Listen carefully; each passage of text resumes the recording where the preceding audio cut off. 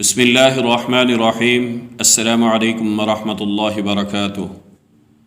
آج میں آپ کو دنیا اور آخرت کی کامیابی کے لیے رسول اکرم صلی اللہ علیہ وسلم کی ایک جامع دعا بتاؤں گا۔ اگر آپ چاہتے ہیں کہ آپ کی دنیا اور آخرت کے تمام معاملات بہتر ہو جائیں تو اس دعا کو ضرور یاد کر لیں۔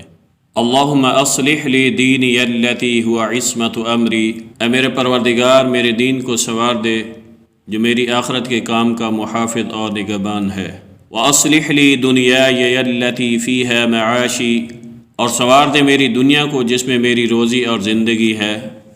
وَأَصْلِحْ لِي آخِرَتِيَ الَّتِي فِيهَا مَعَادِي، اور سنوار دے میری آخرت کو جس میں میرا واپس لوٹ کر جانا ہے۔